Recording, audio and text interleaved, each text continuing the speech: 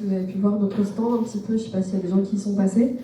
Donc moi je suis présidente de l'association âme et liens, qui s'est créée il y a environ un an, donc au mois de novembre 2022. Donc ça fait vraiment pas longtemps, on est en train de se développer un petit peu. Pour l'instant, les lieux où on intervient, il y a l'espace akashique notamment, je ne sais pas si vous connaissez, c'est vers Gambetta pour ceux qui ne connaissent pas. On cherche des lieux vers près d'Arène aussi. Parfois on intervient dans des parcs quand il est beau. On propose vraiment beaucoup d'activités comme, comme le massage. Il y a au moins 25 massages différents dans notre association, fait par deux personnes différentes. Il y a Isabelle Eya, donc c'est ma mère, qui fait des massages plutôt axés sur la libération du corps, en fait, et de l'énergie sensuelle, si besoin. Elle fait aussi des access bars. Si vous ne connaissez pas, c'est une méthode de reprogrammation par des points sur la tête. Donc c'est intéressant aussi. Il y a John Maxen qui fait des massages un peu plus exotiques, on va dire. Je sais pas comment dire, mais il y a thaïlandais, il y a de tous les pays. Il en connaît 15, donc je ne peux pas faire une liste, mais c'est déjà pas mal. Ensuite, moi je vais animer des cercles de femmes à partir du mois d'octobre. On fait des rites de bénédiction de l'utérus en individuel et en collectif. Moi je fais de l'individuel et ma mère fera du collectif. C'est pour femmes et hommes, même si c'est l'utérus, parce qu'on travaille sur les mémoires des 7 femmes avant, donc ça concerne aussi des hommes qui portent des choses de leur naissance, de leur vie utérine aussi. Voilà, j'ai fait une liste un peu non exhaustive parce qu'il y a encore des intervenants qui intègrent notre association. Il y a une formation de soins égypto-esséniens qui a commencé ce matin, du coup, avec Gérard Ferrand, qui s'appelle. On a une conférence en ligne, si vous voulez voir, sur notre page Facebook et chaîne YouTube. Voilà. Je vais m'arrêter là pour l'association parce que ce serait très long. Donc, me présentez-moi, donc c'est Mathilde. J'ai pris dans le domaine du spirituel le nom d'Iami parce que c'est l'aigle et que c'est mon animal totem premier à s'être dévoilé en tout cas. Voilà, ça peut évoluer parce que je suis en formation de druide et il paraît qu'à la fin on nous donne un nom. Donc il se peut que je change de nom à un moment donné. Voilà. Moi j'ai été assistante sociale pendant 10 ans. J'ai du coup fait un burn-out le 2 septembre 2022, donc ça fait un an. Et en fait, si j'ai choisi de faire cette conférence, non seulement pour faire un témoignage, parce qu'en fait, il paraît, selon les gens qui m'accompagnent, les médecins et compagnie, que je suis allée un peu vite. Que je suis allée un peu vite dans l'acceptation de beaucoup de choses. Et c'est bénéfique, hein. Eux, ça les inquiète parfois parce qu'ils veulent pas croire que je vais bien, mais moi, ça va vraiment mieux. Je suis partie de très loin et en un an seulement, j'ai réussi à me mettre, en tout cas, sur le chemin de ce qu'on appelle le lighting. Alors, est-ce que j'ai noté qui c'est qui a écrit ça? Je suis pas sûre. Il y a un livre qui existe du burn-out au lighting. Je ne sais plus le nom de la personne qui l'a écrit, je suis désolée. Mais en tout cas, elle a créé ce terme à l'inverse du burn-out, du coup, pour désigner le bienfait qu'on peut donner à un burn-out, en fait. C'est ça, c'est le changement, exactement.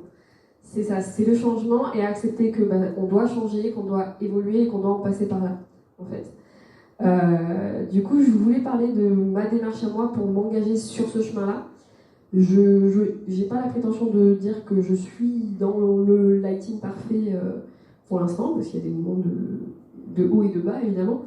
Mais je suis sur un chemin pas trop mal, et je pense que quand on se met sur un chemin, en général, on arrive à la destination. Donc c'est déjà pas mal. Voilà. Je vais commencer par une petite définition du burn-out, si jamais. Donc le burn-out, c'est un risque socio-professionnel, c'est un risque psychosocial également, parce qu'il y a des gens qui font des burn-out et qui n'ont pas d'emploi fixe en tout cas, qui parfois font des burn-out administratifs, des burn-out de maman des fois. Voilà. Donc je ne peux pas dire que c'est que professionnel. En tout cas, moi, il a été professionnel. Il se présente par beaucoup de signes. Globalement, je dirais que c'est le corps qui appelle au mental, en tout cas à l'esprit qui s'épuise. Le premier signe, moi, que j'ai pu voir, c'est espèce de, comment dire, d'énervement, de colère incompréhensible et qui partait très vite, en impulsivité.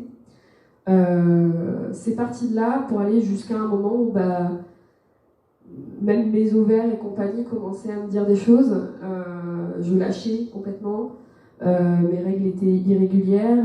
Je commençais à être dans un truc où le corps ne fonctionnait plus, en fait, tout simplement. Il fonctionnait plus et il demandait pose-toi et arrête de faire des trucs.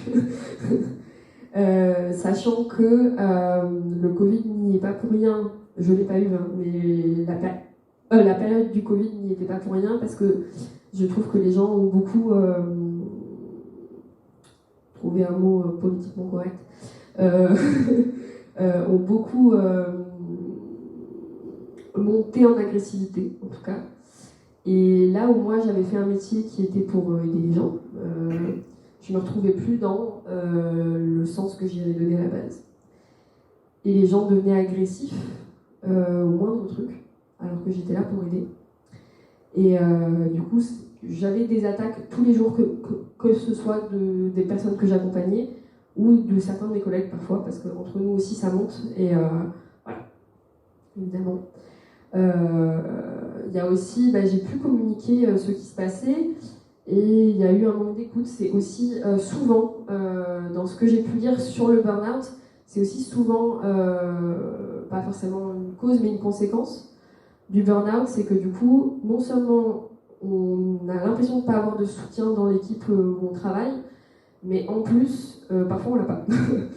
Parce que on passe pour la personne qui va pas bien, qui a toujours un problème, qui a toujours un truc qui est pas très efficace, qui est jugé, et compagnie. Enfin bref. Moi, c'est pas allé jusque-là, mais ça a commencé en tout cas. J'ai préféré commencer à alerter avant que ça n'arrive, déjà. Bien que j'étais déjà loin dedans. J'ai alerté ma chef en lui disant que je pense que je commençais à vouloir changer de métier, en fait, tout simplement. Parce que ça me correspondait plus et j'en étais plus là dans ma vie. J'y trouvais plus le sens que je voulais y trouver. Je pouvais pas y mettre les éléments de toutes mes compétences, par exemple spirituelles et tout, parce que l'institution était trop oppressante par rapport à ça. J'ai travaillé au conseil départemental, donc c'est quand même une grosse institution qui néanmoins est liée à l'État, bien qu'elle ne soit pas l'État en elle-même. Et du coup, je ne pouvais pas sortir des cartes en entretien, enfin, c'est un peu extrême, mais au sens, je ne pouvais pas étaler toutes mes compétences pour aider les gens au maximum. Après que j'ai alerté ma chef, environ un mois après, un jour, j'ai eu un appel avec quelqu'un qui a été agressif. Chose habituelle, hein. En vrai dans ma vie, mais là c'était la fois de trop. Voilà. Et cette fois-là, j'ai pété un plomb, tout simplement. J'étais chez moi en télétravail et j'ai pété un plomb. J'ai retourné toute ma maison et après je me suis mis à pleurer et j'ai arrêté. Et moment très important, mon copain, quand je me suis mise à pleurer et que je me suis enfin posée, il m'a contenue et il m'a dit maintenant c'est le premier jour de la suite.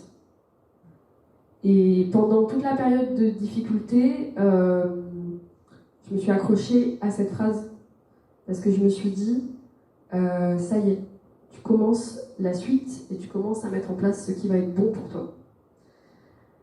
Pour ça, il a fallu que je passe, comme j'en parlais avec quelqu'un là, devant qui m'a donné le mot que je cherchais, il a fallu que je passe par la nuit noire de l'âme, en fait. Et que j'accepte, en fait. C'est vrai que dans la vie, même dans le développement perso, on a tendance à nous dire pense positif, sois positif, mets en place des choses positives. Et des fois, non, en fait. Des fois, c'est pas le moment, des fois, c'est pas possible, des fois, on n'est pas apte, et des fois, on a besoin de juste être dans le désert, en fait. Et profiter du désert et de tout ce qui ne contient pas, ou de tout ce qu'il contient dans son vide, en tout cas. Ça a été très anxiogène, évidemment, parce que le vide, ça fait très peur. Le vide, ça fait très peur. Sortir de son métier habituel, son métier pour lequel on a fait des études, on s'est battu, on a traversé des épreuves aussi, ça veut dire se dire, mais en fait, je vais plus être productive, mais je sers à quoi? Mais en fait, je suis plus la personne dont je voulais être fière.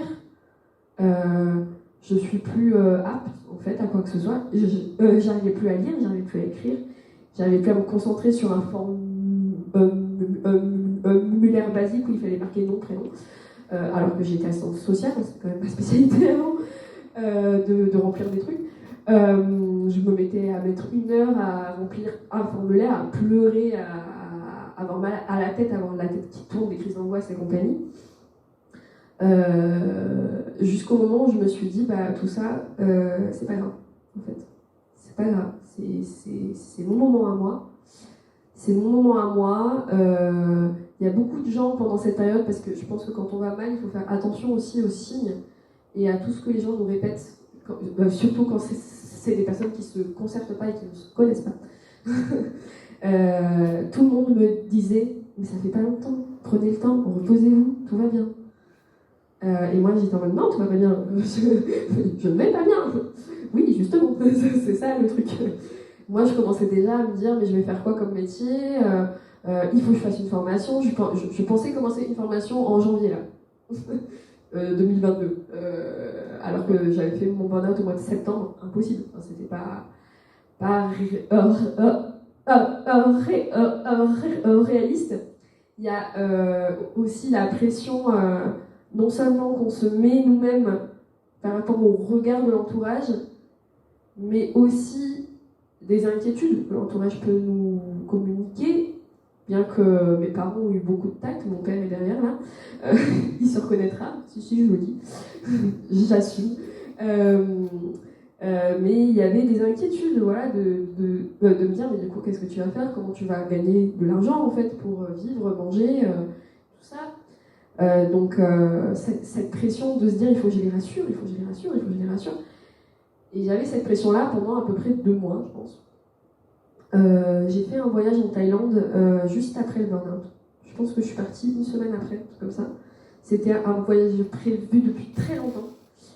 Et bien que la Thaïlande, parfois, ça peut être oppressant par ses villes, on va dire, dans la campagne, j'ai vécu des choses qui m'ont beaucoup parlé.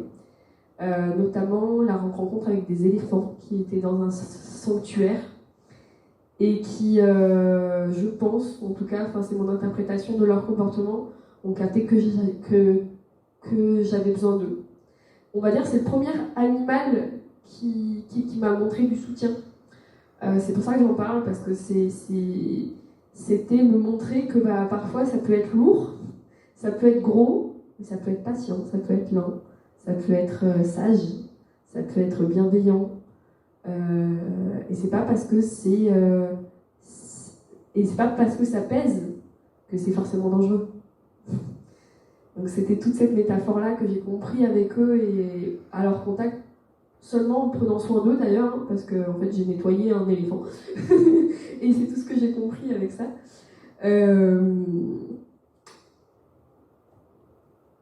J'essaie de me reconnecter à ce que j'allais dire après. Du coup, j'ai passé 4 mois, je dirais pas en catatonie, je dirais en léthargie, en asthénie. Je sais pas si vous connaissez ce mot, asthénie, c'est quand on a une fatigue tellement extrême que notre énergie part très très vite. Tout ce qui est même des choses qui nous font du bien peuvent être pesants au niveau énergétique. Donc en fait, progressivement, on n'est plus apte à rien, en fait, tout simplement. Et on va dire qu'à l'heure actuelle, j'en souffre encore un peu, mais c'est beaucoup plus léger. Par exemple, là, sur le salon, au bout de 2 jours, là, j'ai commencé à ressentir une grosse fatigue quand même. Et je me suis dit, est-ce que je suis capable de faire ma conférence demain? Est-ce que je suis capable de faire? Est-ce que je peux faire? À chaque fois que je me dis ça, je me dis, arrête d'essayer de faire, essaye d'être, c'est déjà pas mal. C'est ce que j'ai essayé de faire pendant 4 mois, en fait. J'étais dans ma tête, en fait. Là où mon copain qui vit avec moi, qui m'a vu pendant toute cette période et pour qui ça a été assez dur parce qu'il était impuissant, en fait, tout simplement, il a pu me communiquer des choses et il avait juste l'impression qu'il se passait rien, en fait. Et un jour, il m'a dit, au bout de 4 mois, au bout de 3 mois ou 4 mois, il m'a dit mais du coup, tu penses que tu vas aller mieux ou pas? Et je lui ai dit écoute, je pense oui, mais pas là. Là maintenant, ça va pas et il faut que tu me laisses la place de pas aller parce que sinon, j'irai pas mieux, tout simplement. Et cette période-là, je pense que c'est fondamental parce que dans mon parcours professionnel, j'ai vu des gens en burn-out, j'ai accompagné des gens qui avaient fait des burn-out et souvent, ils se permettent pas ça. C'est pour ça que je voulais faire cette conférence aussi, pour communiquer aussi le fait que c'est important de se laisser aller mal parfois. Ça fait peur, ça fait très très peur, très très très peur. C'est la chose la plus dure que j'ai eu à faire de ma vie. Me laisser ne pas aller bien pour aller mieux. La seconde chose la plus dure, ça a été de prendre soin de moi. Ça paraît bête, on pense que être égoïste, entre guillemets, c'est la chose la plus facile du monde. Pas du tout. Moi, je me sentais justement égoïste, alors qu'en fait, je prenais juste soin de moi. Et je me permettais de dire, non, j'ai pas envie de sortir, non, j'ai pas envie d'être comme ça, j'ai pas envie d'être comme on me demande d'être, en fait, tout simplement. J'ai envie d'être chez moi, j'ai envie d'être avec mes plantes dans mon jardin. J'ai envie d'être. Parce que j'ai jamais été, j'ai toujours fait, en fait. C'est là que j'ai amorcé le début de mon lighting, on va dire. J'ai eu beaucoup de temps de réflexion quand même, pendant toute cette période où j'ai rien fait. Il se passait tellement de choses dans ma tête, c'était le bazar, j'ai rangé en fait. J'ai rangé mes rêves c'était du traumatisme, tout le temps. C'était que du trauma parce que j'ai eu aussi un syndrome post-traumatique. Et en fait, j'ai réalisé, au lieu de me dire « Ah, je fais des cauchemars, c'est chiant », je me suis dit « Mon cerveau me dit ce que j'ai à travailler ». Et c'est génial, en fait. C'est dur, mais c'est génial. Du coup, à chaque fois que j'avais une info, je la notais pour me dire « Là, il faut que je bosse ». Après, je suis en psychothérapie depuis X années. Du coup, j'en profitais pour en parler à ma psy à chaque fois que j'avais un élément nouveau et qu'on pouvait y bosser, pour rationaliser, pour voir quelle émotion, pour voir... C'est de la TCC que je fais, que je suis en tout cas. Et c'est très bon pour quelqu'un d'hypersensible comme moi, parce que du coup, voilà, qu'est-ce que je fais de cette information? J'ai vécu ça, ça provoque quoi? Et quelle utilité ça peut avoir dans ma vie aussi? Parce que le métier que j'ai fait, je pense que c'est le cas de beaucoup de soignants et d'aidants aussi. Et je pense que c'est le cas de beaucoup d'entre nous, mais peut-être pas à un stade aussi extrême quand on ne vit pas dans ces milieux-là. J'ai eu l'impression de voir le vrai mal en face. Au sens, pas la guerre, pas des choses extrêmes, mais j'ai vu le mal de tous les jours. En fait. J'ai vu le mal qui peut se faire au quotidien entre humains. Et ces 4 mois, ils m'ont aussi servi à me dire j'accepte que ça existe. Mais j'accepte que c'est pas ma responsabilité. Et ça a été très très dur. Parce que moi, je voulais les sauver le monde. Moi, je voulais aider ne serait-ce qu'une ou deux personnes, mais je voulais aider des gens et j'ai eu l'impression d'abandonner tout le monde. Et j'ai eu l'impression d'avoir pas aidé assez de monde en 10 ans, alors qu'en fait, je pense que j'ai aidé quand même pas mal de monde. Mais sur le coup, ça a été quelque chose à lâcher de très important pour moi. Et comment j'ai fait pour lâcher? On arrive à la partie plus agréable de la conférence où je vais parler de trucs positif, parce que du coup, là, j'ai parlé de tout le négatif qui s'est passé avant, parce qu'il faut passer par là parfois pour le positif. Comment j'ai fait? La première chose, ça a été l'appel de mon jardin. Parce que j'ai un petit jardin qui n'est pas très grand, hein, mais qui fait un petit 100 mètres carrés, je pense, voilà. Avec une pergola qui empêche du coup qui ait des plantes à cet endroit-là, donc voilà. Et en fait, j'ai eu l'appel de mon jardin. Un jour, en fait, je me suis enfin levée de mon canapé, je me suis mis dans mon jardin, j'ai mis les mains dans la terre, et là, j'ai senti que j'étais, ça y est, je commençais à être, et on s'en foutait de quoi j'étais. J'étais juste, j'étais là, j'étais avec la terre, j'étais pas seule en plus, parce que dans la terre, il y a tellement de choses.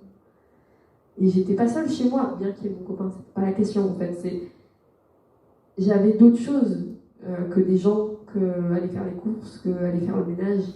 J'avais ma terre, j'avais la terre qui m'accompagnait. Et je me suis dit, je vais investir ça. Parce que j'avais besoin de faire quand même, histoire de me convaincre que je m'apportais quelque chose quand même. Et faire, j'ai fait la terre, du coup. J'ai demandé de l'aide en plus, parce que ça c'est toujours le truc compliqué où j'ai envie de tout faire tout seul. Mais j'ai demandé de l'aide que j'ai obtenue par les scouts. J'ai ma sœur qui est dans les scouts et qui m'a aidée du coup à faire le jardin. Elles étaient 3. On a pris une journée. En plus, il fallait que je les guide parce qu'elles ont 14-15 ans, donc elles connaissent pas tout. Donc je me suis dit, il faut que je leur apprenne un truc que je ne sais pas faire, c'est super. Et du coup, je me suis dit, comment je le sens et tout. J'ai fait un plan de mon truc de permaculture un petit peu. Et je leur ai dit comment faire en cherchant, en fait. Elles l'ont fait et c'était très beau à voir parce que du coup, ça venait de moi. J'étais arrivée à construire quelque chose et en acceptant de l'aide, ça prenait réalité. Et ça a été un moment très beau pour moi parce que j'ai réalisé pas tout faire toute seule déjà. C'est pas grave si tu fais pas toute seule et en plus c'est mieux. Et ça veut pas dire que t'es pas compétente parce que du coup tu peux diriger les opérations. Ensuite, ce qui s'est passé par la suite, du coup j'ai planté mes petites plantes et j'ai découvert ce magnifique phénomène d'échange quand on s'occupe de plantes. Il faut savoir que jusqu'au mois de février, toutes les plantes que j'avais, même en intérieur ou quoi, je les ai crevées. C'est-à-dire que pas du tout la main verte. Pas du tout. Et là, à l'heure actuelle, mon jardin est une jungle. Et en plus, il est content. Pourquoi ? Parce qu'en fait, j'ai ralenti le rythme. J'ai ralenti le rythme et même à un moment, les plantes allaient trop vite pour moi. Tellement j'ai ralenti le rythme pour leur dire, apprenez-moi en fait. C'est pas à moi de dire comment une tomate elle pousse. C'est à elle de me dire comment elle veut pousser, en fait.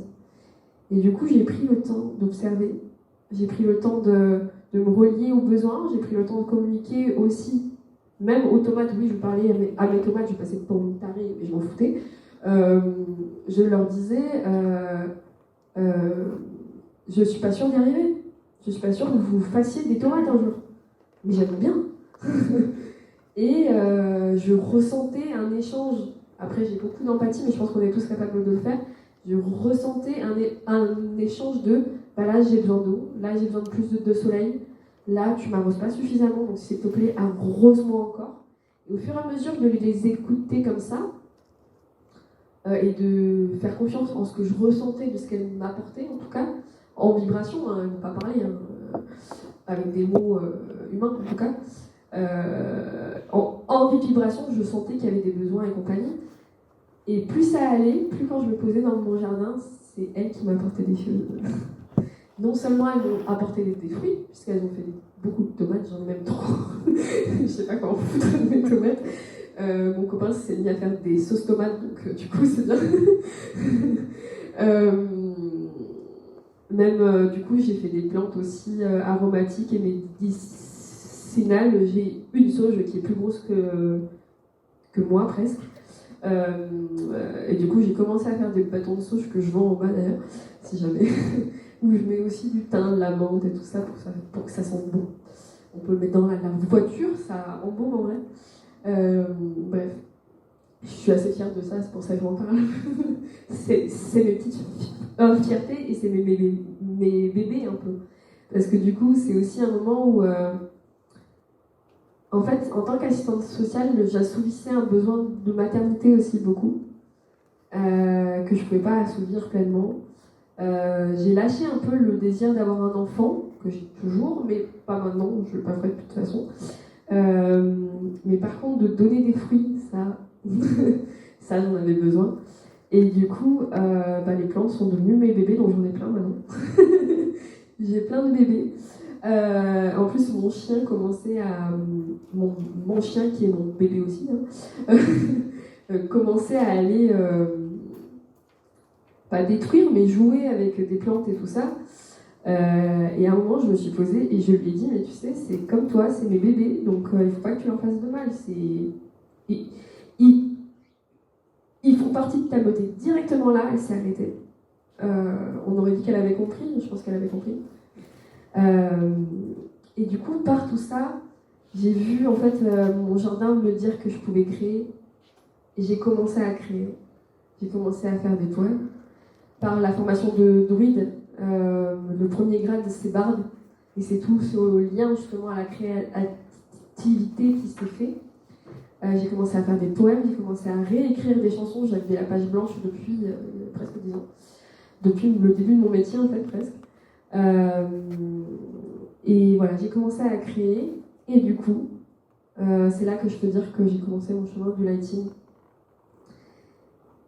Et voilà, donc je vous appelle, si vous avez des moments comme ça, que ce soit des moments de bas ou des nuits noires de l'âme, à vous reconnecter à la nature, parce qu'elle est toujours là, celle-là, par contre. Il n'y aura pas toujours des médecins, il n'y aura pas toujours de l'entourage, mais par contre, la nature, on la trouvera toujours quelque part. Voilà. Merci beaucoup.